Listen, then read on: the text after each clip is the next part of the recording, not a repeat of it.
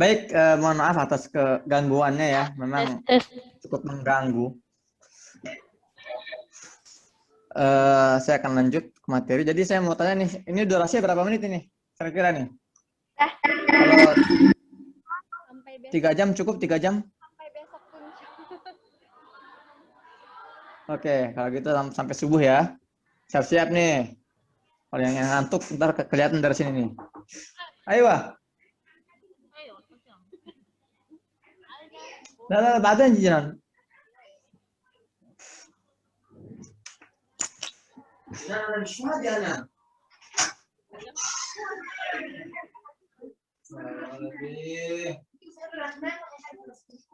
سلام بالأكل شكرا حقيقي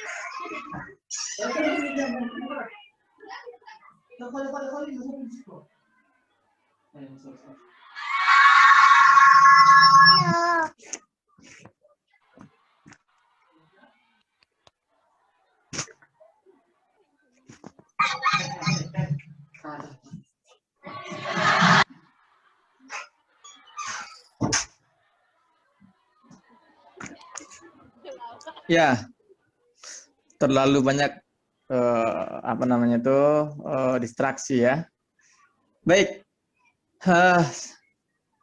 saya sekali lagi sangat senang bisa berada di depan kalian semua, di tengah-tengah para mujahidat, masya Allah luar biasa. Tema hari ini kalau saya lihat di flyernya yaitu menyelami semangat pemuda Palestina. Aduh, ini pemuda lagi nih, tapi ini akhwat semua nih. Bagaimana akhwat-akhwat ini menyelami semangat pemuda Palestina gitu. Kenapa nggak pemudi misalnya, pemudi Palestina gitu kan, biar lebih korelatif gitu kan, tapi nggak apa lah ya. Dalam menyambut bulan mulia, masya Allah. Memang sebetulnya setiap bulan juga mulia ya, bulan Rajab, Sya'ban juga mulia. Namun memang Ramadan ini adalah primadona dari bulan-bulan yang ada. Sebelumnya saya ingin sampaikan dulu kepada kalian semua amanat salam dari saudara-saudara kalian di Palestina, terutama di Gaza khususnya, yang memang senantiasa mereka itu nggak bosan-bosan ya, nitipin ke kakak, ke saya, salam mereka untuk kalian semua di Indonesia. Warga Palestina itu serius ya, saya ini saya bilang kakak aja ya, biar lebih terkesan apa alay gitu ya. Kakak ini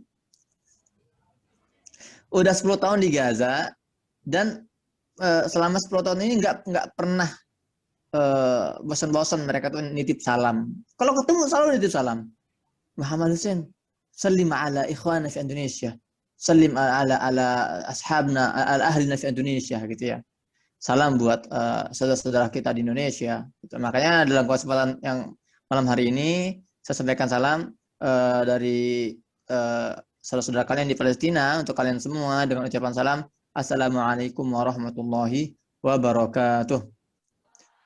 Ya, demikian penyampaian untuk hari ini. Semoga bermanfaat. Ya, kalau lebih saya mohon maaf kalau ada kata-kata yang salah. Itu semua oh, belum ya? Oke. Jadi sebetulnya saya yakin banyak yang bertanya-tanya deh. Kak Husen kok bisa sih nyasar ke Palestina gitu? Bagaimana sih ceritanya? Gitu kan?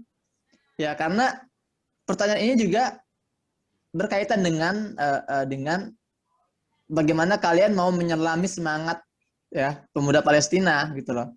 Dan meskipun saya bukan pemuda Palestina ya, tampang saya pun jauh dari tampang-tampang pemuda Palestina yang ganteng-ganteng, tapi saya sudah menganggap saya bagian dari Palestina. Maka dari itu saya ingin mentransfer semangat saya ke kalian semua. Karena keberadaan saya di sini tidak lepas ya, saya bisa nyasar ke Palestina ini bukan semata-mata karena saya nggak tahu jalan pulang ke rumah gitu kan di Bogor. Oh, tiba-tiba kok saya dari Palestina gitu, enggak. Tapi karena memang semua berawal dari semangat. Saya itu semangat saya muncul ketika saya masih apa ya, masih TK kali ya, atau masih SD. Saya sekolahnya itu di pesantren TK saya, kemudian juga madrasah ibtidaiyah, kemudian madrasah sanawiyah, madrasah aliyah, semua di pesantren, namanya pesantren Al-Fatah, Cilengsi Bogor. Dan memang Sejak kakak TK itu, kakak ini sering didoktrin, ya, sering dimotivasi oleh guru-guru, sering diajarkan bahwa hari ini ada saudara-saudara kita di Palestina yang sedang dijajah. Itu sejak lama gitu kan.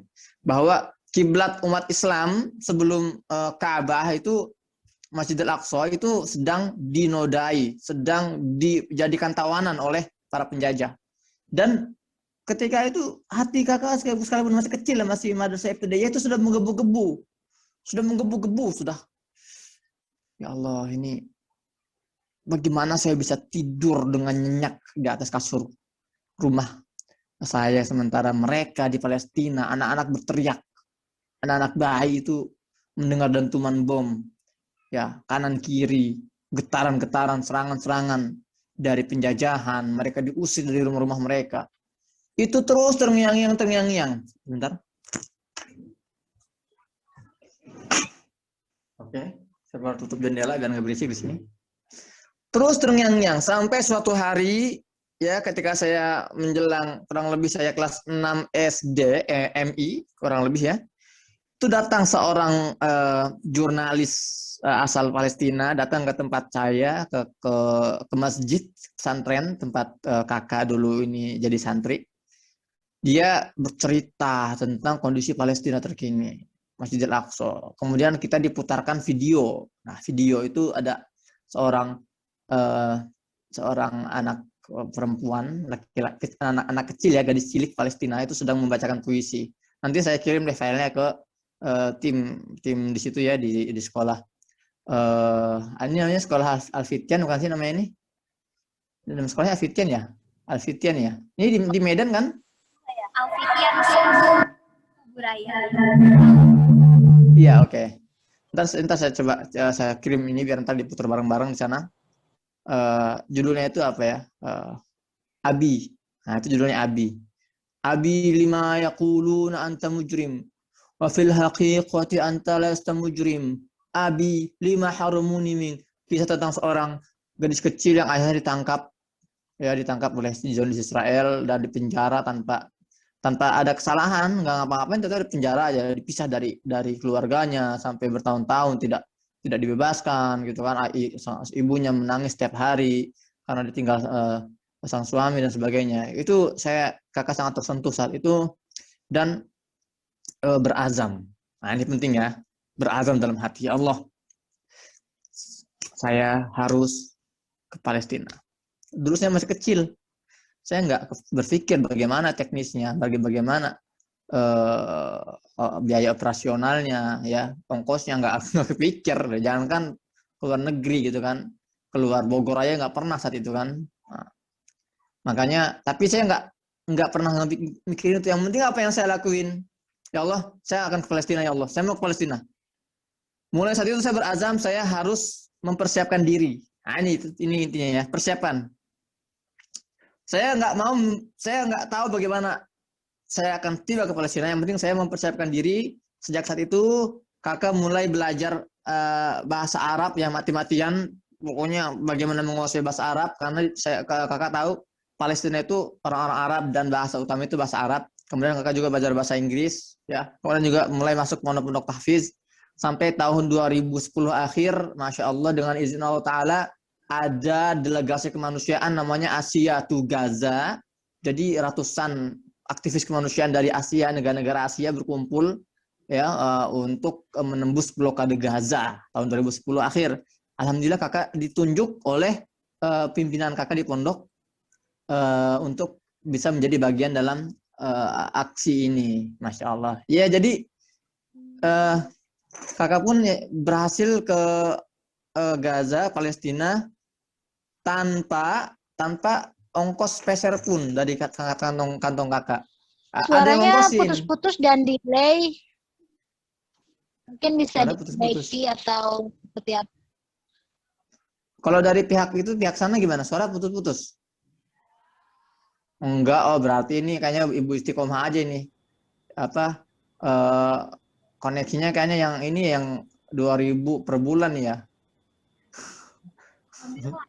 Paket internetnya ya.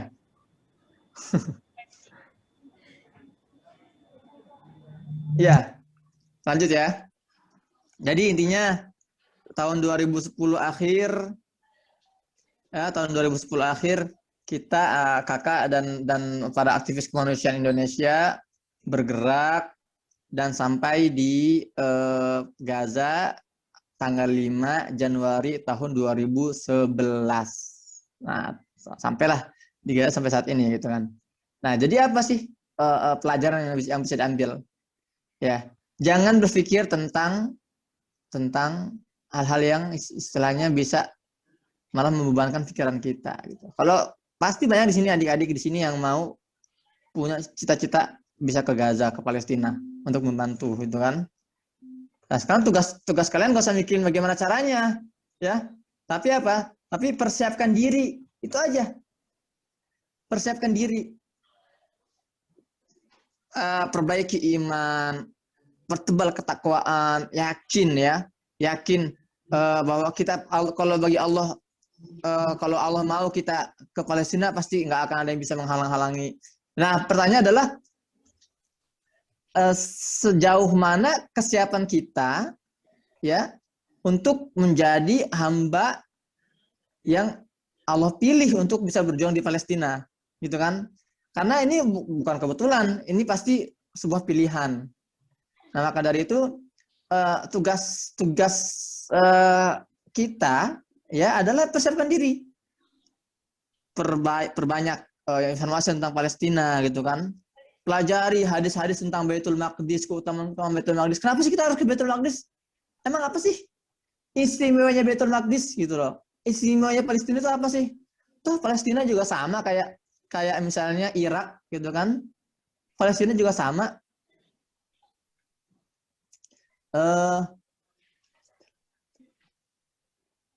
Ya, Palestina juga sama Indonesia misalnya kan. Nah, itu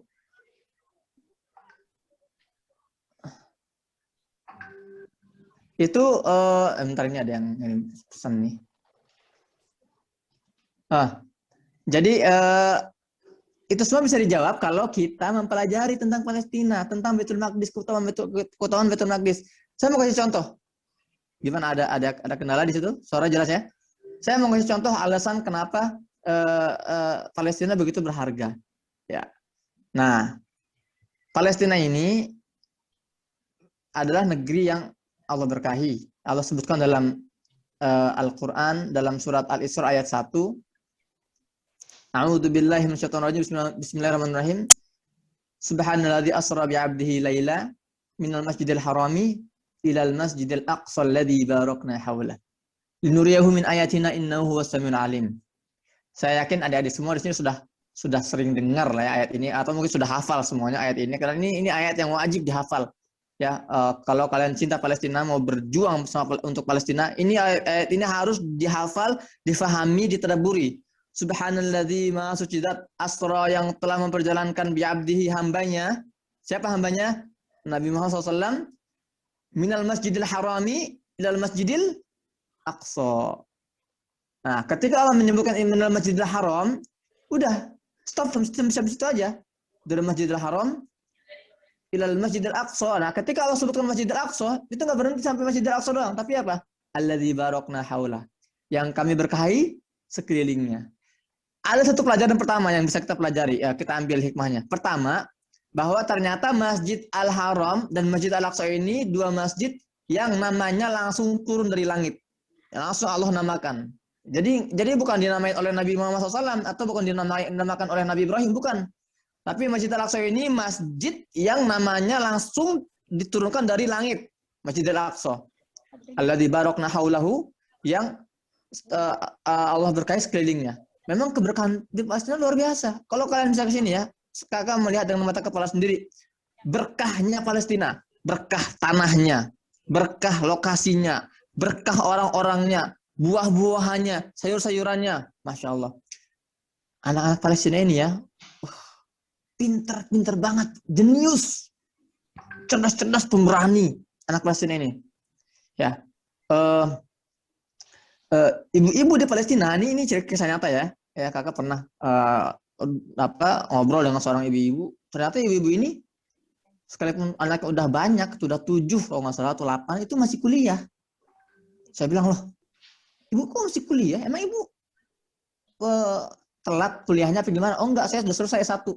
Cuman saya lagi ngambil satu lain, jurusan lain. Masya Allah. Jadi memang orang-orang Palestina ini semangat banget mau belajar itu. Kalau ibu-ibunya gitu, apalagi anak-anaknya.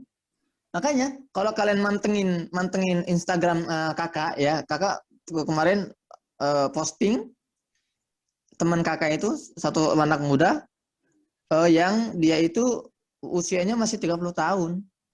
Cuman sudah hampir mendapat gelar doktor S3 jurusan bahasa Inggris. Ya. Nah, kan kakak juga pernah ketemu sama kakek-kakek di Gaza. Itu jadi kakak itu mau pulang dari masjid.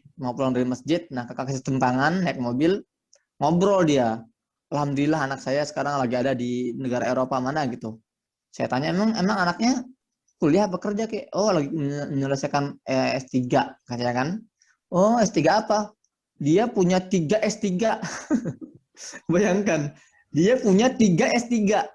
Jadi itu gimana ceritanya tuh? Jadi kalau kakak aja baru S1 baru kelar kan syariah. Ini anak Gaza ini S3-nya ada 3 jurusan. Aduh, luar biasa. Itu salah satu keberkahan warga Palestina ya, Mas. Dan masih banyak keberkahan-keberkahan lain. Nah, terutama uh, uh, para pemudanya tentunya ya, para pemudanya bagaimana kreativitas mereka, semangat mereka, inovasi mereka, dan sebetulnya mereka juga ini punya banyak kesamaan sebetulnya dengan para anak muda di Indonesia ya, terutama umat Islam gitu kan, sama-sama menginginkan meyakini bahwa kemerdekaan Palestina, Masjidil Aqsa itu sangat dekat. Nah, ini yang unik juga ya, banyak juga teman-teman kakak di Palestina yang mereka mengaku gitu loh, mereka bilang kami kok yakin, kami kok punya firasat kuat bahwa kelak yang akan membebaskan Masjidil Aqsa ini orang-orang jauh dari Indonesia gitu loh, dari tempat-tempat kalian semua, mungkin dari Kalimantan Barat di situ ya. Ya, mungkin kalau kalian salah satu bagian yang akan membebaskan Baitul Maqdis. Ini semua kembali kepada kita semua. Dan ingat ya, hari ini memang Palestina sedang dijajah. Hari ini Israel sedang berkuasa. Tapi ingat, Allah menjanjikan ya dalam sebuah hadis yang disampaikan oleh Nabi SAW bahwa Palestina akan merdeka. Itu janji Allah. Palestina akan merdeka. Nggak usah ragu, nggak usah khawatir. Yang jadi pertanyaan adalah di mana posisi kita ketika Palestina merdeka? Apakah kita hanya menjadi penonton dari jauh tanpa berbuat apa-apa, tanpa memberikan dampak atau turut andil dalam perjuangan, atau malah kita mungkin berada di barisan musuh tanpa sadar ya, kita berada di barisan musuh, atau kita berada di barisan para pejuang yang kelak akan membebaskan Palestina. Masya Allah. Itu semua kembali ke mana? Kita sendiri. Kita mau di bagian mana? Nah, terkait dari itu, mungkin akan ada yang bertanya, oke lah Kak, aku mau bantu Palestina. Tapi gimana caranya? Aku aja masih mondok di sini kan, masih mondok di sini. Jangan ke Palestina. Itu ke Kalimantan Timur aja sulit itu, nggak bisa, itu nggak pernah. Apalagi mau ke Palestina. Ada yang gitu kan? Aku aja seumur umur nggak pernah ngelihat Monas di Jakarta gitu. Bagaimana mau ke Palestina? Inilah spesialnya Palestina. Kalian nggak usah jauh-jauh ke Palestina untuk bisa menjadi bagian dalam perjuangan. Dalam sebuah hadis ya yang diriwayatkan oleh Imam Malik ya dalam kitab Al-Muwatta, kalau tidak salah yang penting ini hadis ini diriwayatkan oleh Imam Malik. Suatu hari Nabi SAW sedang berkumpul dengan para sahabat. Dengar baik-baik nih ya. Tiba-tiba ada salah seorang budak, salah seorang hamba sahaya Nabi SAW namanya Maimunah. Ini interupsi. Ya Rasulullah, ya Nabi Allah, kata Maimunah. Aftina fi Baitul Maqdis. Wahai Nabi Allah, ceritakanlah kami tentang Baitul Maqdis. Fatwakanlah kami tentang Baitul Maqdis. Kabarkanlah kami tentang Baitul Maqdis. Baitul Maqdis ini ini adik-adik ini nama kota yang kita sering menyebutnya Al-Quds atau bahasa Inggrisnya Yerusalem, bahasa Ibraninya Osalim, bahasa Ibraninya ya. Jadi Baitul Maqdis ini sebutan lain dari kota Al-Quds atau Yerusalem. Kata Maimunah, ya Rasulullah, ya Nabi Allah, berikanlah kami fatwa tentang Baitul Maqdis. Dan ketika saat itu ketika perbincangan ini terjadi, saat itu Baitul Maqdis dalam jajahan ya, entah bangsa Romawi atau bangsa Persia. Ada beberapa versi yang mungkin sedang dijajah seperti hari ini sedang dijajah. Kata Rasulullah apa? Ardul mahsyar wal mansyar. Ya, Baitul Maqdis ini adalah padang mahsyar. Tempat seluruh umat manusia dari Adam sampai manusia terakhir kelak akan dikumpulkan dan dihisab. Itu di padang mahsyar. Di mana letaknya? Di Baitul Maqdis di Palestina. Ini unik nih. Makanya kalau kakak lagi naik mobil mau ke kampus ya, dulu waktu masa-masa kuliah, ini kan ya naik stop mobil nih, naik angkutan umum. Nah, itu biasanya supirnya tuh kaget dia. Ngelihat kaca ini ya, kaca depan tuh kan, ngelihat ke belakang. Ngelihat ke kaca, ngelihat ke depan. Aneh gitu. Seolah-olah bertanya dia, dari raut mukanya kelihatan dia bertanya, ini makhluk asing dari mana ini gitu. Kok hidungnya kok rada ke dalam nggak kayak kita gitu kali pertanyaan dia ya. Nah, akhirnya dia memberanikan diri bertanya, kamu dari Cina ya? Nah gitu. Saya bilang, oh enggak, saya dari Indonesia. Oh Indonesia. Ngapain di Gaza? Kakak jawab, saya lagi kuliah. Kaget orang Gaza itu kan. Loh, kamu kuliah di Gaza? Emang di Indonesia nggak ada kampus? Gitu dia. Saya bilang, ada banyak kampus mah gitu. ITB, UI juga tuh gede-gede banget, Gajah Mada kan. Tapi ya saya nyari keberkahannya. Oh, keberkahan gimana maksudnya? Nah gitu kan. Saya jawab, belajar di Gaza ini, kuliah di Gaza ini banyak keutamaannya. Dapat keutamaan menuntut ilmu, dapat juga keutamaan ribat ya, atau jihad dan sebagainya. Dan juga saya bilang, kalau saya meninggal di Gaza, di Palestina, nanti kalau saya dibangkitkan lagi, saya nggak usah jauh-jauh gitu. Karena inilah padang mahsyar kan di depan mata, padang mahsyar di Palestina ya gak. Beda kalau yang meninggal di Kalimantan Barat, mungkin mana nggak ada ojek kali, nggak ada gojek nanti di hari perhitungan kan, jauh untuk Palestina. Ya Allah alam bagaimana caranya ya. Yang penting, jadi ini membuktikan bahwa Palestina ini adalah padang mahsyar. Jadi semua manusia yang pernah hidup di muka bumi ini kelak akan dikumpulkan di Palestina untuk dihisap amal-amalannya. Itu kata Rasulullah SAW. Nah, kemudian Rasulullah melanjutkan, ituhu fasallu fi. Ini masih dalam menjawab pertanyaan Maimunah ya. Kata Rasulullah SAW, datanglah kalian semua ke sana, ke Baitul Maqdis, ke Palestina, wasallu fihi, dan salatlah di sana. Fa inna salata fihi ka alfi salatin fi masiwa. Karena barang siapa yang berhasil, yang bisa, yang mampu menunaikan salat di Baitul Maqdis, ya, maka pahalanya itu 1000 kali lipat daripada salat di masjid-masjid biasa. Nah, jadi kalau kalian salat subuh di Baitul Maqdis itu seolah kalian sudah salat subuh 1000 kali di Kalimantan atau di Jakarta, di Istiqlal. Bayangin tuh. Kalau kalian sehari aja atau seminggu lah di Baitul Maqdis sholat 5 waktu, waduh, itu menghemat umur usia kita tuh untuk ngumpulin pahala ya. Itu keutamaan Baitul Maqdis, bayangkan. Nah, kata Maimunah respon lagi nih, Rasulullah, alam taro wa man atau fi mana fa idza lam yutil aw yatahammal ilaih. Gitu. Kata Maimunah, ya Rasulullah, bagaimana kalau kita belum mampu? Aku mau ke sana, tapi kita nggak bisa. Pertama, Baitul Maqdis masih dijajah. Kedua, ongkosnya kita nggak punya, jaraknya jauh. Ketiga, kita masih sibuk di tempat kita. Persis dengan kondisi kalian, ya nggak? Kalian bisa nggak sekarang ke Palestina? Sulit. Persis seperti kondisi Maimunah dan para sahabat di masa itu. Iya kan? Nah, apa kata Rasulullah SAW jawabnya? Ini jawaban ini sangat indah dan ini juga berlaku untuk kita semua. Kata Rasulullah, "Falyuhdi ilaihi zaitan yusraju fihi." Ya, perhatikan kata-katanya ya. Fal yuhdi. Yuhdi ini bahasa Arab. Artinya apa? Maka hadiahkanlah. Maka apa? Hadiahkanlah. Rasulullah nggak menggunakan kata falyatasaddaq, maka bersedekahlah. Enggak. Tapi menggunakan istilah apa? Hadiah. Apa bedanya antara hadiah dengan sedekah?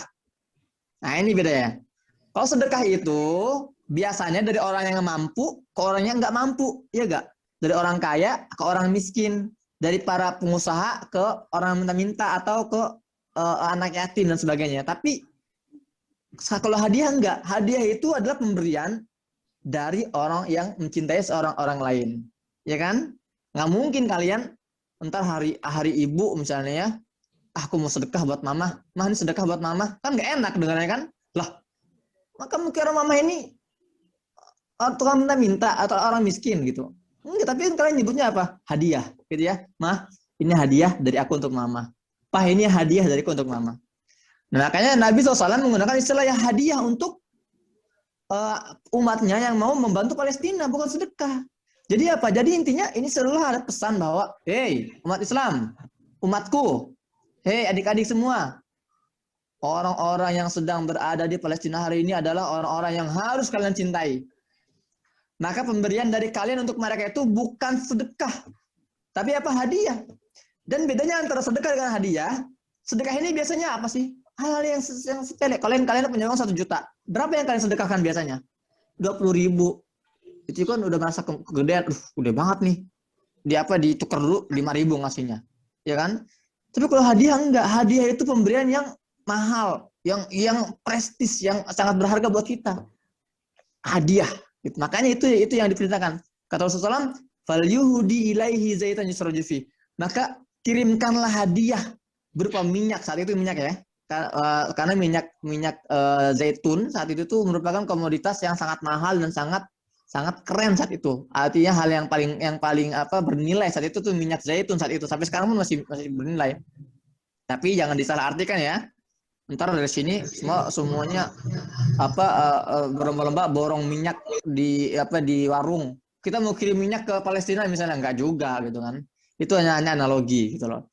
Fal yuhdi ilaihi zaitan yusraju fi. Kirimlah minyak agar mereka bisa tetap bertahan, mesti tetap menyala. Seperti itu. Ya, jadi ini adalah pesan yang menembus jarak dan waktu.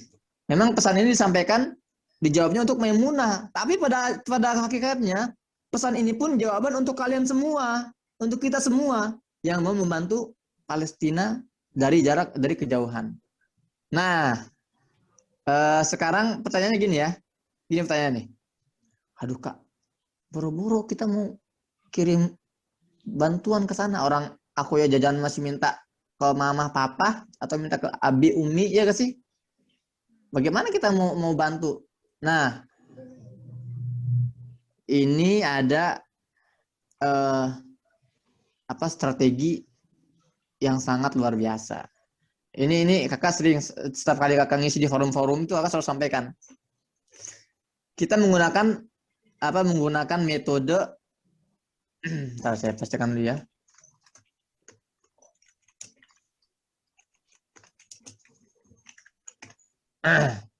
Kita menggunakan metode Al-Baqarah 261. Ya. Nah, ini bagus banget nih. Kalian yakin udah hafal lah ayatnya ya. A'udzu billahi minasyaitonir rajim. مثل الذين ينفقون أموالهم في سبيل الله كمثل حبة أنبتت 7 سنابل في كل سنبلة 100 حبة والله يضاعف لمن يشاء والله واسع عليم. Nah, yang pernah mendengar ayat ini coba angkat tangan, saya mau lihat dari sini. Oke. Dan saya yakin bukan cuma mendengar tapi sudah hafal ya. Sebelum saya terjemahkan ayat ini, saya mau lengkapi dulu hadis yang tadi. Ketika Rasulullah mengatakan, maka kirimlah, maka hadiahkanlah mereka itu minyak agar lentera masjidnya bisa menyala. Nah, dalam sebuah riwayat dikatakan, fa inna man ahda lahu kaman shalla fi. Karena barang siapa yang menghadiahkan sesuatu untuk Palestina, untuk Baitul Maqdis, maka seolah-olah dia sudah sholat di Baitul Maqdis. Masya Allah, ini keutamaan luar biasa nih. Jadi kalian dapat pahala apa? Hadiahnya, pahala sedekahnya kalian dapat. Kalian juga dapat pahala sholatnya. Luar biasa. Nah sekarang solusi buat kita yang nggak punya uang nih, aku nggak punya uang nih, tapi aku mau bisa bantu Palestina.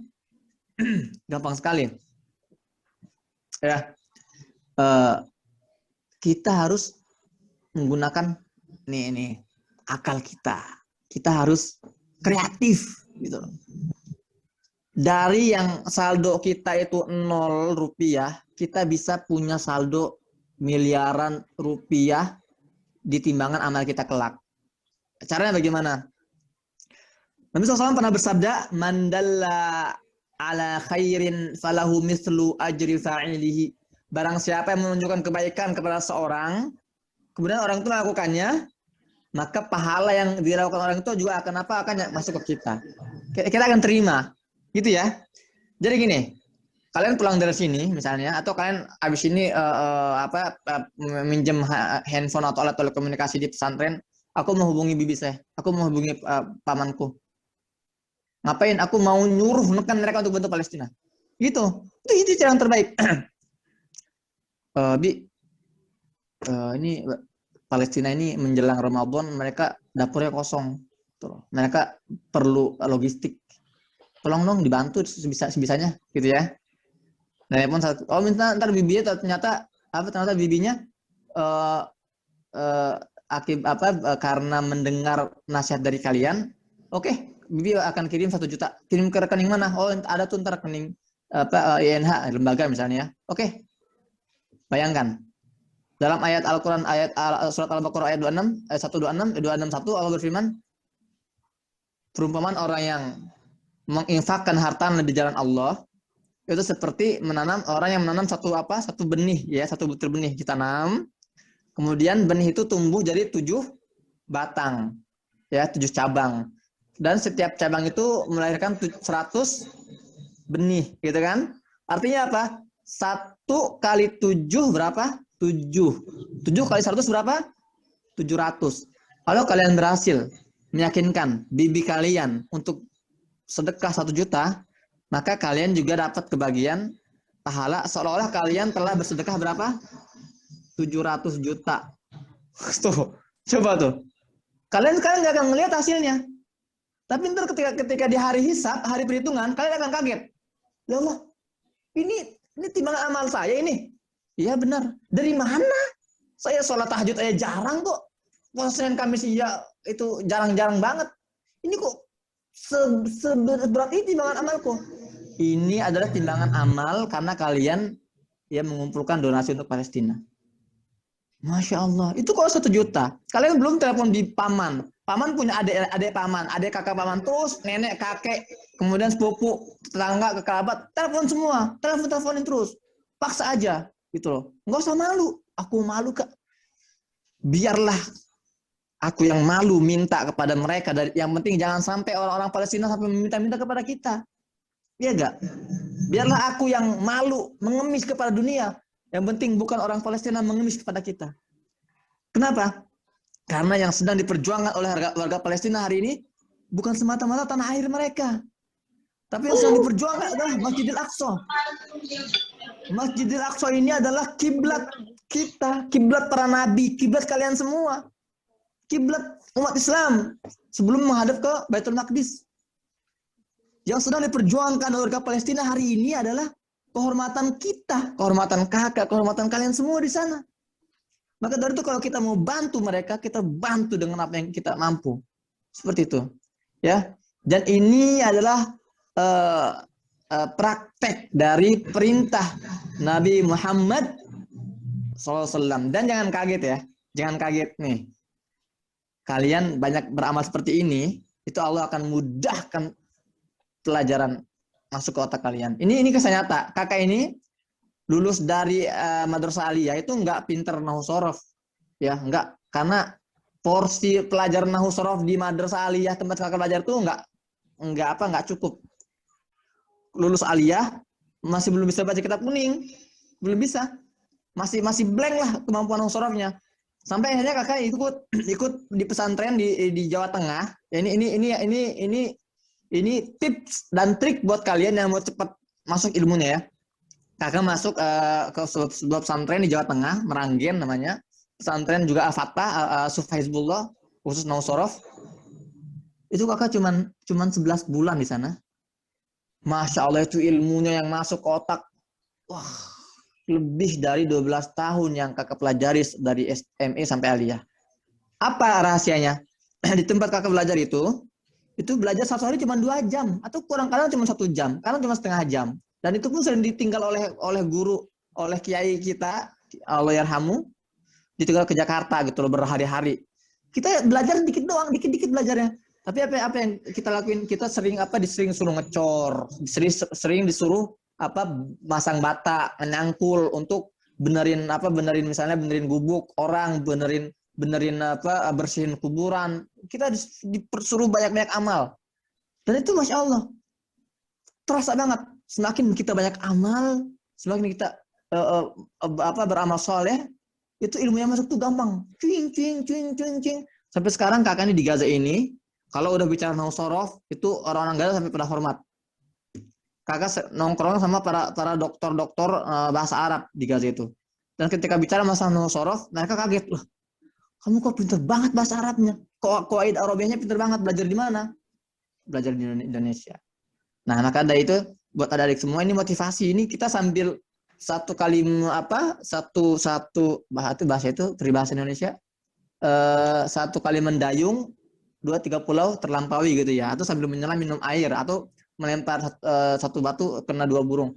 Ya intinya kalau kita memfokuskan diri membantu Palestina, kita juga akan dapat pahala jihadnya, dapat pahala sholat di Masjidil Aqsa-nya, kita juga dapat pahala sedekahnya, dan kita juga akan mendapatkan kemudahan dari Allah Ta'ala dalam belajar dan menuntut ilmu. Dan insya Allah Ta'ala dengan kemauan kita yang kuat, dengan azimah, dengan semangat kita dalam membantu Palestina, membantu Masjidil Aqsa, ini juga akan berimbas kepada seluruh sendi-sendi kehidupan kita. Dan insya Allah enggak menutup kemungkinan hari ini kakak akan catat nih ya, hari ini hari Jumat tanggal 19 Maret ya, atau ya, atau saya lupa saya, atau tanggal 5 Syaban 1442 kita bisa nge-zoom di sini nih, Zoom. Kita bertemu melalui Zoom ya.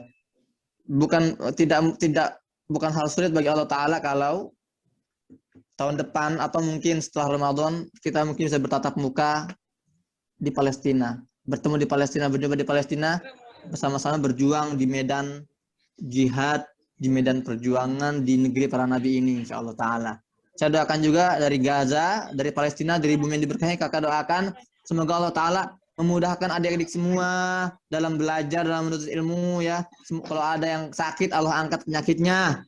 Ya, kalau orang tuanya sudah meninggal, kakak doakan semoga Allah Ta'ala memberikan tempat terbaik ya, surga Firdaus untuk orang tuanya, dan semoga Allah Ta'ala menutup usia kita semua ya dengan husnul khotimah dan mencabut nyawa kita bersama golongan orang-orang para syuhada insyaallah taala. Demikian penyampaian dari kakak. Mohon maaf kalau kalau tidak kurang jelas atau ada kendala-kendala lain.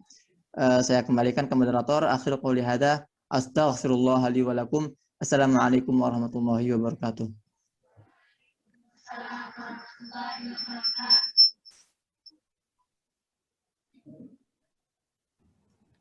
Baik. Alhamdulillahirrahmanirrahim. Masya Allah.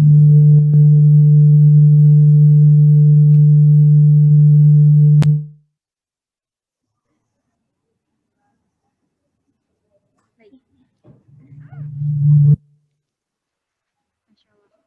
Baik, terima kasih banyak kepada Ustadz Muhammad Husain Gaza yang telah memberikan ilmu, motivasi, dan pelajaran hidup kepada kami semua.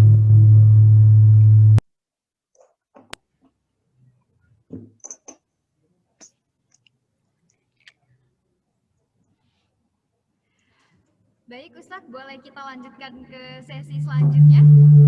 Nih, saya mau kasih masukan buat panitia. Kalau di unmute ya, kalau biar suaranya nggak berdengung, pas di unmute speakernya dimatiin dulu. Ya, nggak apa, saya aja yang dengar suara panitia gitu. Karena ntar kalau speaker sama mic-nya itu aktif dalam satu waktu akan keluar bunyi tadi itu, gitu kan? Coba deh. Baik Ustadz, saya coba. Bisa terdengar Ustadz? Jelas sekali dan nggak ada suara. Masya Allah. Alhamdulillah. Oh, kedengeran lagi tuh. Ya, lanjut. Baik, adik-adik semua masih semangat? Alhamdulillah Ustadz, semuanya masih semangat Ustadz. Dan Mohon maaf ya, ini tangan kanan ya. Kanannya karena efek mirror, jadi mungkin dari kalian kelihatan tangan kiri ya. Ini saya minum tangan kanan. Lanjut. baik, Ustadz, bolehkah kita lanjut ke sesi pertanyaan? Silakan. Alhamdulillahirrahmanirrahim. Kita ucapkan terima kasih banyak kepada Ustadz Muhammad Hussein Gaza. Dan selanjutnya ini adalah kesempatan yang luar biasa karena adik-adik semua ataupun kakak Osafit ataupun Ustazah mempunyai kesempatan yang sangat luar biasa untuk berinteraksi dengan Ustadz Muhammad Hussein Gaza yang sekarang ada di Palestina. Nah, kita lanjut ke sesi pertanyaan. Apakah ada pertanyaan?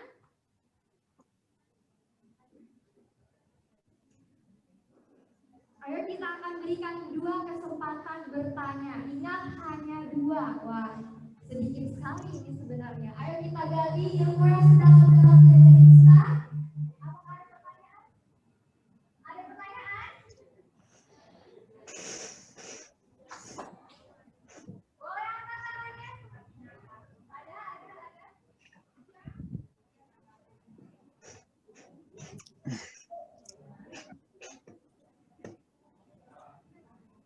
Baik, apakah ada pertanyaan?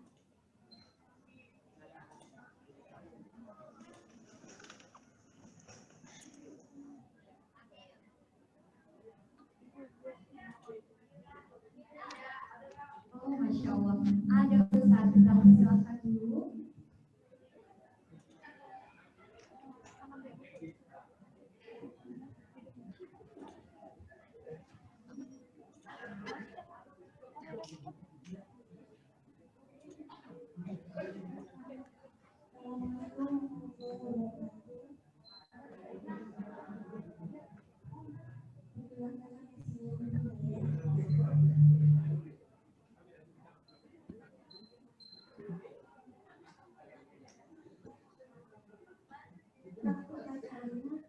Sana Allah bisa dihimbau nggak?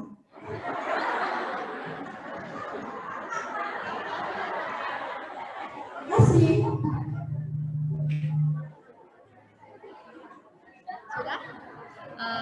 Baik Ustaz, bisa terdengar lagi suara saya Ustaz? Ya, terdengar. Lanjut. Alhamdulillah. Baik, terima kasih banyak kepada Nur Hidayah atas pertanyaannya. Tepuk tangan untuk Nur Hidayah. Baik Ustaz, akan Anida ulangi lagi pertanyaannya. Pertanyaannya seperti ini Ustaz. Ustaz, apakah di Palestina itu masih sering dibom? Dan saya tambahkan sedikit pertanyaannya. Dan bagaimana kondisi anak-anak di sana kalau misalnya terjadi bom mendadak? Dan mungkin Ustadz bisa ceritakan sedikit pengalaman Ustadz saat terjadi pengeboman di Palestina. Terima kasih banyak Ustadz.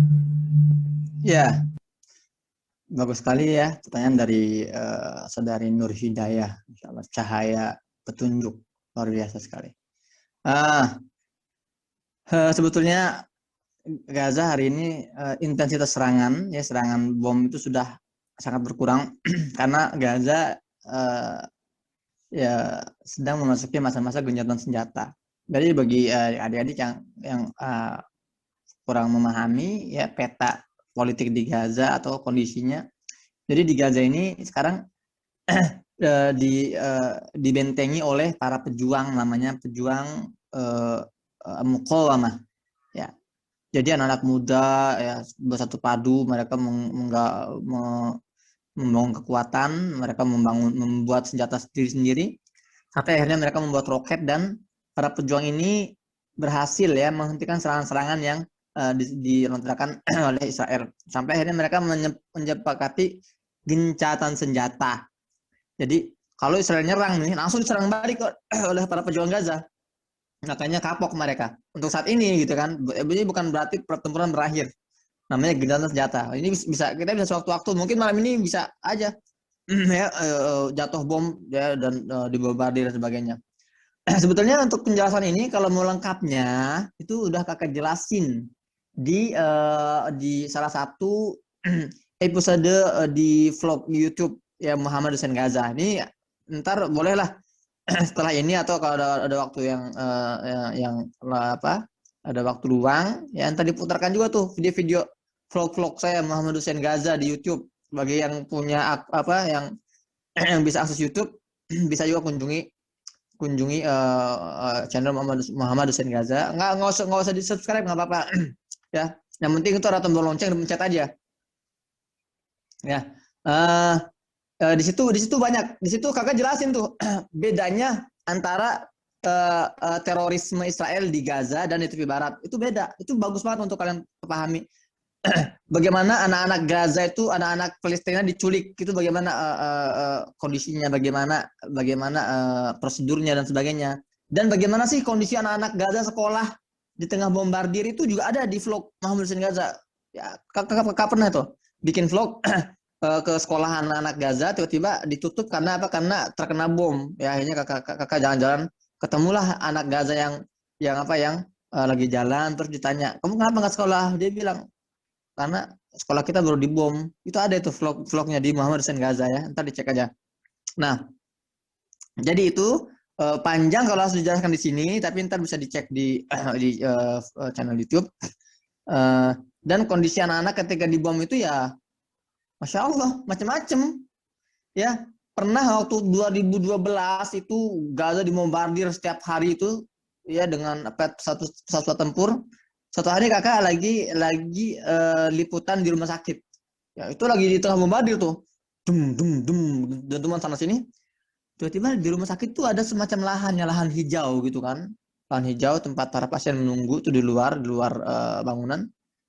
Itu ada anak-anak Gaza lagi main bola di dalam lokasi area rumah sakit itu. Padahal itu di atas itu pesawat tempur lagi bolak-balik gitu, bombardir kanan kiri gitu loh. Saya tanya tuh, kalian nggak takut kena bom? Ngapain takut ya? Kalau meninggal syahid, gitu aja mereka mah. Jadi keberanian sudah sangat luar biasa, nggak takut lagi mereka itu. Karena dan memang mereka itu, bagi mereka slogan orang-orang Palestina kan jelas ya. Itu seharusnya menjadi slogan kita semua kan. Ish kariman au mut syahidan. Hidup mulia atau mati syahid. Bagi orang-orang yang tidak beragama, mati itu sebuah ketakutan atau sebuah akhir dari segalanya. Tapi bagi seorang muslim seperti kita, mati itu adalah kita menghadapi hidup baru. Yang kita takutkan adalah kita mati belum punya amal. Itu yang kita takutkan, ya kan? Bukan kematian yang ditakutkan, tapi mati belum punya amal. Itu. Tapi untuk orang-orang Palestina mereka pede. Kenapa? Karena insya Allah ya, barang siapa yang meninggal di medan jihad seperti ini, insya Allah akan tercatat sebagai syahid. Apa? Syahid. Apa sih keutamaan syahid itu? Kalau kalian syahid ya,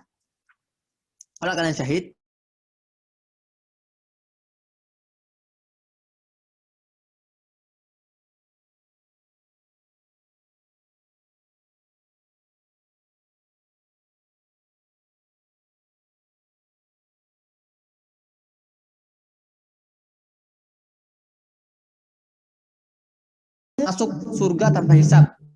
Kedua, keutamaan orang yang meninggal syahid itu bisa mengajak 70 kerabatnya masuk surga. Luar biasa. Ya Allah, ini mamaku ya Allah. Mamaku memang ketika masih hidupnya misalnya nggak terlalu alim, tapi aku mau dia masuk surga. Itu kalian bisa masuk surga. Ini ayahku ya Allah, aku mau ayahku masuk surga. Ini bibiku, pamanku, 70 orang tuh kalian bisa ajak masuk surga. Kalau kalian syahid. Dan banyak sekali keutamaan bagi orang yang meninggal dalam keadaan syahid. Makanya kita selalu berdoa, ya Allah, cabutlah nyawaku ya, dan masukkan aku ke dalam golongan orang-orang yang meninggal karena syahid atau syuhada. Ya, luar biasa itulah. Jadi kondisi warga anak-anak Gaza ketika dibombardir itu mereka alhamdulillah berani, mereka tegar, dan meskipun ya kasihan lah, kalau kakak juga pernah lihat bagaimana anak-anak Gaza yang terkena serpihan bom ya, matanya itu hancur ya, tangannya itu masya Allah ya, dibawa ke rumah sakit, mereka menangis wajar lah, manusia pasti menangis ya, harus sakit-sakit, tapi pada dasarnya mereka adalah orang-orang yang kuat dan tegar insya Allah. Lanjut. Baik Ustaz, bismillahirrahmanirrahim. Ada pertanyaan dari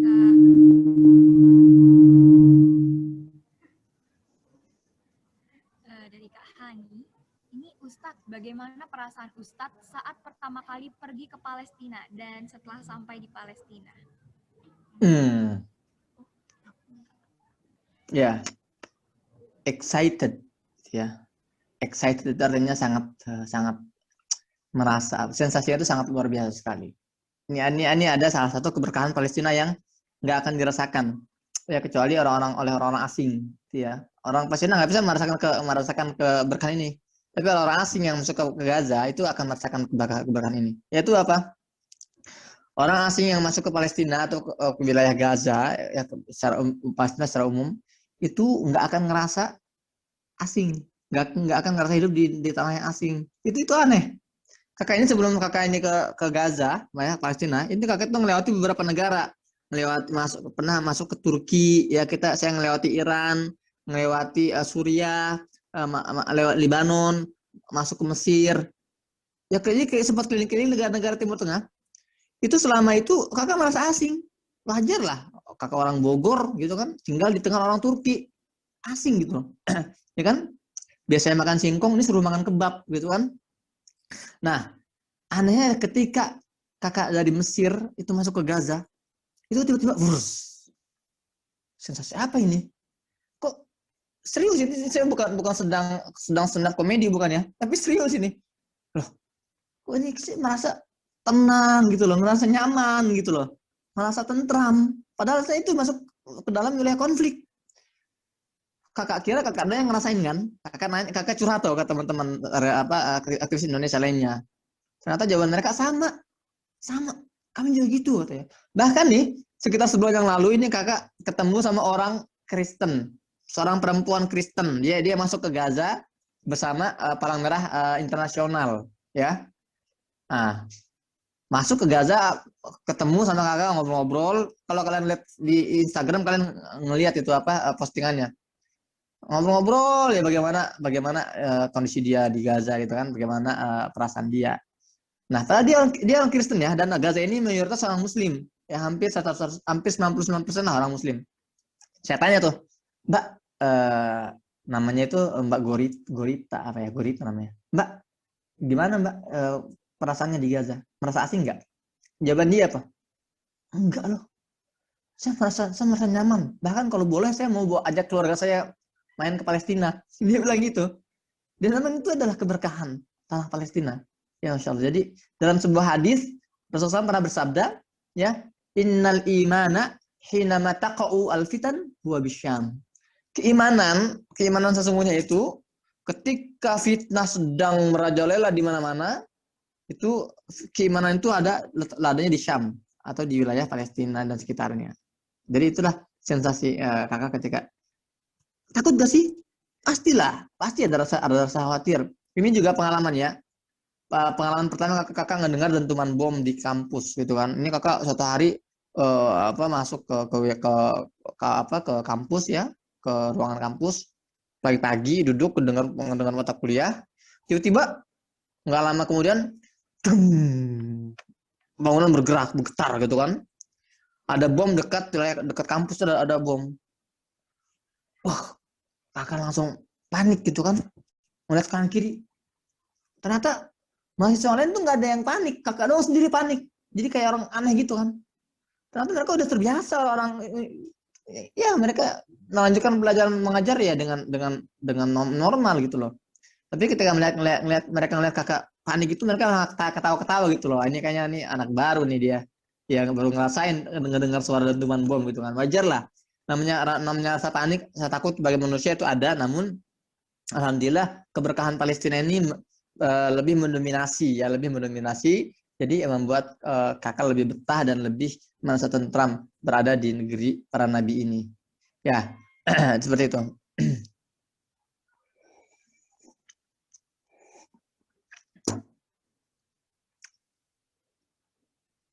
Sekarang kembali ke moderator. Baik, alhamdulillah. Baik Ustadz, mungkin ini ada pertanyaan terakhir ini dari salah satu teman kita Ustadz, namanya Alda, tapi namanya kita panggil namanya Doi Ustadz. Baik Ustadz, jadi pertanyaannya adalah Ustadz, kami di sini anak-anak Alfitian mau nanya Ustadz, bagaimana sih perkembangan COVID-19 di Palestina Ustadz? Dan mungkin apakah kita sebagai mungkin orang baru itu bisa masuk ke Masjidil Aqsa? Dan yang terakhir Ustadz, ini ada pertanyaan yang mungkin sedikit berbeda. Ustadz, apakah di Palestina itu ada boba? Ya Ustadz, mungkin karena entah kenapa teman-teman kita penasaran dengan hal yang seperti Ada apa? Ada apa yang terakhir apa? Boba? boba. Ustadz tahu boba itu boba seperti minuman Yang ada bulat-bulatnya. Ustaz cari boba.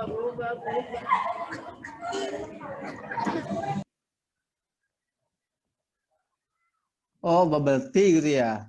Iya. Boba, bubble tea. Jadi dia minuman Taiwan ya? Minuman boba. ya Ustadz, atau mungkin di Palestina itu ada minuman yang berbeda tapi seperti itu juga. Iya. Oke. Saya akan jawab dari belakang ya, dari boba dulu nih. Saya juga baru dengar ada istilah boba. Saya tahunya ada Nina Bobo itu yang lagu sebelum tidur kan. Tapi ini kayaknya bagus nih. Bikin gerobak nih jualan boba di sini kayaknya ide bagus nih. Tapi karena setahu saya di Gaza ini nggak ada boba. Ini kan kayak cendol sebetulnya kan. Kayak cendol kalau ngeliat tampilannya. Saya kalau milkshake ada milkshake di Gaza, itu milkshake ada. Jadi itu untuk yang masalah boba ya, luar biasa penting juga itu. Yang kedua tentang Masjidil Aqsa. Bisa nggak sih kalian masuk ke Masjidil Aqsa? Kalau kalian mungkin bisa, tapi kalau kakak nggak bisa. Ini juga sudah kakak jawab di vlog ya di YouTube, udah dijelaskan panjang lebar kenapa kakak nggak bisa ke Masjidil Aqsa. Padahal kakak ini udah 10 tahun di Gaza. 10 tahun itu bukan waktu yang lama loh, sebentar loh. Kakak ini sudah mematahkan rekornya Bang Toib. Kayak kalau Bang Toib kan 2 kali lebaran, 2 kali puasa, ya nggak pulang-pulang gitu kan. Kakak udah 10 tahun ya. Bang Toib udah lewat. Tapi selama 10 tahun di Gaza, kakak nggak pernah bisa tembus sholat ke Masjidil Aqsa. Padahal jaraknya cuma berapa sih? Cuma 1 jam naik mobil, itu nyampe Masjidil Aqsa dari Gaza itu. Cuma 70 km. Tapi ya karena Gaza diblokade, ya kita ditutup perbatasan, nggak bisa kemana-mana. Jadi kita nggak bisa masuk ke Masjidil Aqsa. Tapi kalian nih, kalau kalian mau ke Masjidil Aqsa bisa. Kalian bisa melalui Yordania, masuk Yordania, ntar mampir ke Masjidil Aqsa. Itu banyak artis Indonesia yang sudah ke Masjidil Aqsa dan itu diperbolehkan. Selama ada money, gitu, ada uang gitu kan. Ria Ricis pernah tuh ke sana, saya lihat itu. Ya, dan banyak Abdul Hakim ya, terus juga ya banyaklah yang ke Masjidil Aqsa. Tapi hati-hati ya, karena orang-orang Zionis itu licik sekali gitu loh. Ya, jadi licik kenapa? Itu juga udah saya jelasin di YouTube sebetulnya. Jadi orang-orang Indonesia yang ke Masjidil Aqsa itu biasanya akan diperlakukan secara spesial oleh orang-orang Israel, oleh tentara-tentara Israel. Itu akan diperlihatkan seolah-olah tentara Israel itu bersahabat. Seolah mereka itu nggak musuhan dengan Indonesia. Mereka ingin memberikan pesan bahwa masalah kami itu bukan dengan umat Islam Indonesia, masalah kami itu dengan warga Palestina, itu loh. Antara biasanya orang-orang Indonesia yang pernah ke Masjidil Aqsa terus pulang ke Indonesia akan mendapatkan gambaran baru. Oh, ternyata Israel tuh nggak jahat kok. Ternyata Israel itu baik kok, kita diperbolehkan sholat di Masjidil Aqsa, kita bahkan diberi kebebasan dan sebagainya. Ya ini hati-hati, ini bagian dari strategi orang Zionis untuk untuk memberikan gambaran atau mencuci otak ya orang-orang umat muslim yang masuk ke Masjidil Aqsa. Karena apa? Karena kenyataannya kalau orang-orang lokal, orang-orang Palestina yang mau sholat di Masjidil Aqsa itu sulit. Harus usianya di atas 50 tahun. Kalau usianya 30 tahun tuh itu nggak bisa masuk tuh, ya. Dan juga kalaupun bisa masuk, KTP-nya dipegang, disita oleh tentara Zionis Israel itu kan. Nah, atau juga kalau boleh masuk dikasih waktu. Kamu boleh masuk ke sini cuma setengah jam. Kalau lewat dari setengah jam, kamu saya tangkap. Seperti itulah kondisi umat Islam Palestina yang mau masuk ke Masjidil Aqsa. Ya, memang sangat diintimidasi ya, sangat ditekan ya, tidak diberikan kebebasan untuk beribadah di Masjidil Aqsa. Tapi untuk umat Islam dari luar Palestina, para turis yang berkunjung itu biasanya diberikan kebebasan. Itulah salah satu upaya mereka dalam mengecoh umat Islam dunia. Dan pertanyaan yang terakhir tentang COVID-19. Bagaimana sebetulnya COVID ini kita terlalu memberikan ruang yang terlalu besar untuk pemberitaan COVID ya. Nah, kakak pribadi COVID ini memang ada, cuman nggak sebahaya yang diberitakan. Begitu juga orang Gaza tampaknya sudah memahami seperti itu. Jadi sempat si COVID ini memaksa pemerintah Palestina untuk menutup masjid-masjid itu kan, nggak boleh sholat berjamaah di masjid. Tapi itu semua sudah berlalu. Kita semua sudah bisa sholat di masjid ya di Gaza. Masjid-masjid dibuka gitu kan, kita bisa sholat berjamaah meskipun sholatnya masih harus renggang. Itu yang benar-benar nggak enak banget sholat renggang itu ya. Kayaknya nggak lengkap karena sholat itu kan harus saling berdempet-dempetan gitu kan. Ya, intinya COVID juga nyampe ke Palestina, ke Gaza, dan juga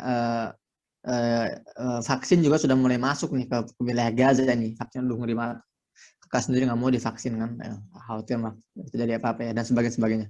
Itu kan lebih jawaban yang bisa saya sampaikan. Saya sebelum saya kembalikan ke moderator, ini saya mau cerita satu cerita nyata, kisah nyata tentang seorang wanita Yahudi. Semua perhatikan baik-baik ya. Seorang wanita Yahudi namanya Goldie Meirson. Ya, catat baik-baik, Goldie Meirson ya. Dia ini salah satu pejabat tinggi Israel. Tahun 48 ya, Goldie Meirson ini membuka campaign ya, campaign atau ngumpulin dana untuk Israel. Jadi kalian jangan salah. Orang-orang Yahudi pun itu mereka tuh berusaha mati-matian mengumpulkan donasi, melakukan kampanye-kampanye untuk mengumpulkan dana ya demi membantu keberlangsungan penjajahan di Palestina. Nah, tahun 48 Goldie Meirson ini meninggalkan wilayah Palestina, meninggalkan Israel. Dia keliling-keliling dunia tuh. Dia dalam sebuah kesempatan dia berbicara di depan populasi orang-orang Yahudi di Amerika, di Chicago. Dia bilang gini, saya ini lagi kampanye ngumpulin dana untuk Israel. Ya. Dan saya nggak akan pulang. Saya nggak akan pulang ke Israel sebelum saya berhasil mengumpulkan 50 juta US dollar. Ya. Kalau dirupiahkan tuh berapa tuh? Bisa 1 triliun kali kalau hari ini ya, atau iya 900 miliar sekian gitu ya. Ya, dan akhirnya campaign itu berakhir di akhir tahun 48 yang dia berhasil mengumpulkan berapa? 200 juta. Nah, dia nazarnya 50 juta, saya nggak akan pulang ke Israel kalau saya nggak bawa 20 juta, tapi ternyata dia pulang membawa berapa?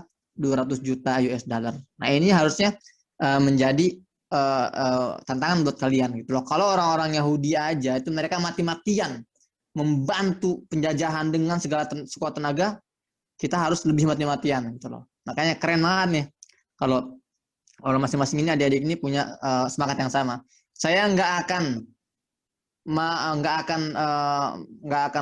misalnya saya nggak akan mau buka Facebook sampai saya berhasil mengumpulkan misalnya 10 juta untuk warga Palestina. Keren banget, meskipun angkanya masih sangat rendah ya. Atau mau lebih, saya nggak akan nikah sebelum berhasil mengumpulkan 2 miliar untuk Palestina. Wah, keren banget itu. Gitu loh. Jadi ada yang datang mau hitbah, entar dulu saya baru dapat 10 juta gitu loh. Sampai 1 miliar. Intinya itu contoh aja ya, nggak usah diperhatikan benar-benar seperti itu. Artinya kemauan kita ini jangan sampai kalah dengan mereka. Oh, mereka aja yang menjajah aja semangatnya berapi-api kok. Kita yang mau membantu ya negeri para nabi, kita yang mau memperjuangkan Masjidil Aqsa harusnya lebih dari semangat si wanita Yahudi itu. Nah, semoga ini bisa menjadi inspirasi buat kita semua. Saya sangat senang bisa mendengar berbagai pertanyaan-pertanyaan luar biasa dari adik-adik semua, masya Allah. Saya benar-benar ya melihat dari kejauhan ini, saya melihat wajah-wajah para pemudi yang memang memiliki kobaran-kobaran semangat ya di mata-mata kalian semua, dan insya Allah saya juga optimis bahwa kalianlah generasi yang kelak akan melahirkan ya, menghadirkan para pejuang generasi yang akan membebaskan Palestina dari penjajahan insya Allah. Takbir.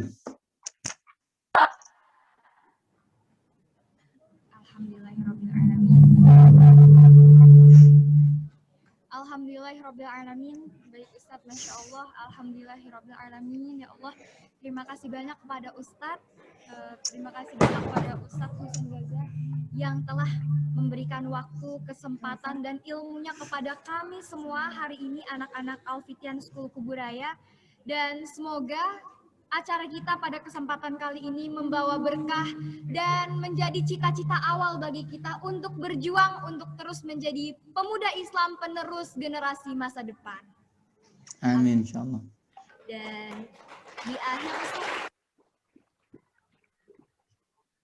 Dan di akhir Ustadz mungkin kita memohon kepada Ustadz untuk memberikan motivasi dan pesan dari Ustadz untuk adik-adik Al-Fityan di sini. Iya. Baik, alhamdulillah ya, sekali lagi kakak sangat bahagia, sangat bangga bisa berada di tengah-tengah kalian semua. Pesan kakak ini sangat singkat sekali ya, sebetulnya ini bukan pesan baru, ini pesan yang sudah kakak sampaikan, tapi mungkin sudah sudah tertutup dengan informasi setelahnya. Kakak ingin membuka lagi ya, untuk kalian ini jadikan moto hidup nih. Ingat ya, sekali lagi bahwa Palestina ini pasti akan bebas, akan merdeka ya, dan pasti Masjidil Aqsa pasti akan kembali ke pangkuan umat Islam ya. Nah, masalahnya adalah ya itu suka tidak suka, sekali lagi suka tidak suka, dengan tanpa kita Palestina pasti akan merdeka. Suka tidak suka, dengan tanpa kita Masjidil Aqsa pasti akan terbebas. Itu sudah janji Allah. Namun pertanyaannya adalah di mana posisi kita ketika itu terjadi. Apa kita hanya ingin menjadi penonton atau kita mau menjadi bagian dalam pembebasan itu?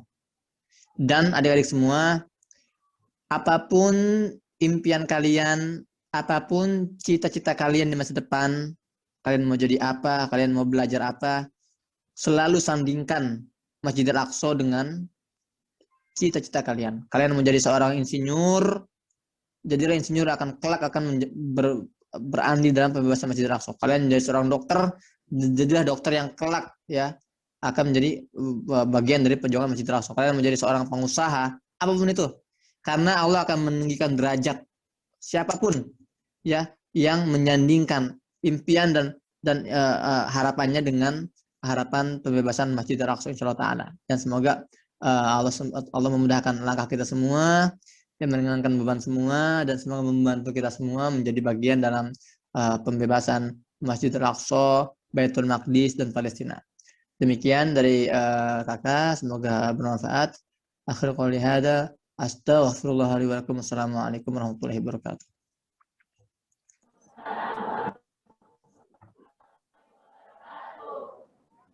Baik, alhamdulillahirrabbilalamin, teman-teman semua.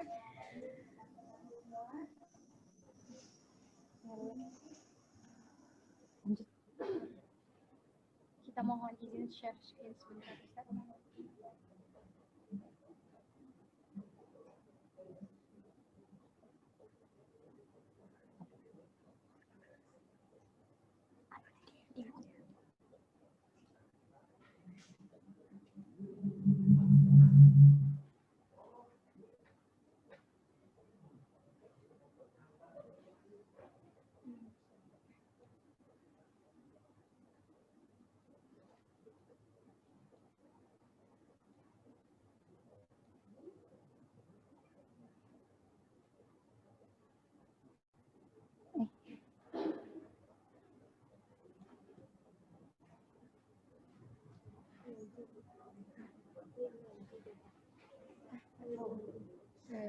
Afwan Ustaz masih termute.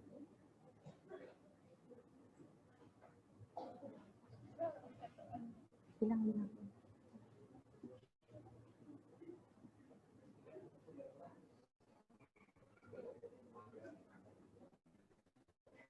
Ustaz Afwan masih termute.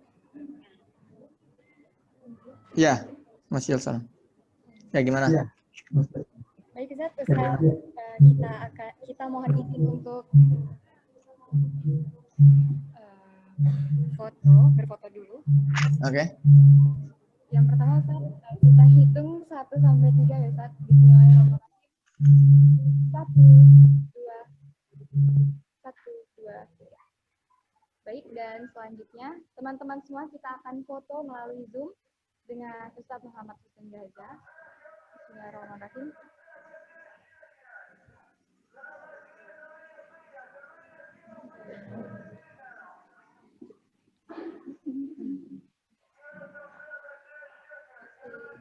Semuanya boleh, kakak Osapitnya juga mungkin boleh dihidupkan semua. Dan kakak-kakak yang ada di sini.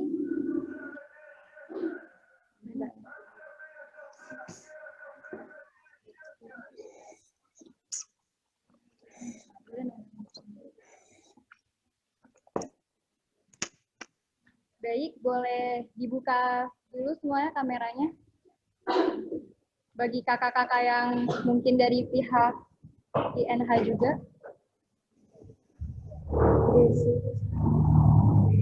Kita izin remove dulu untuk kakak-kakak INH, kita izin untuk capture. Jadi kita mohon maaf untuk remove sebentar. Tidak mau. Boleh.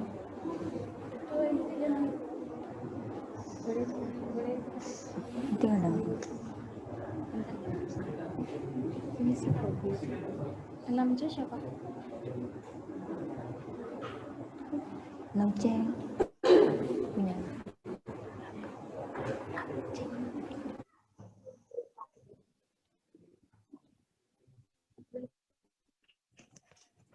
Oke. Oke, teman-teman, kepada Osapit Namri, kepada kita masuk ke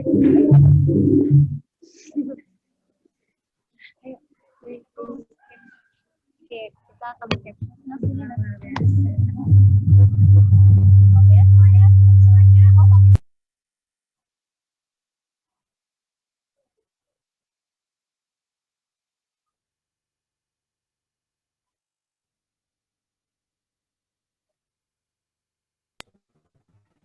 Oke, semuanya kita foto ya.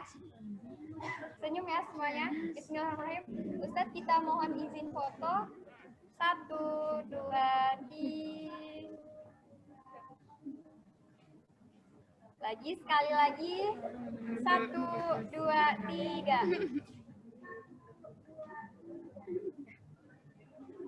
Baik Ustadz, terima kasih banyak atas kesempatan, waktu, dan ilmu yang telah Ustadz berikan hari ini.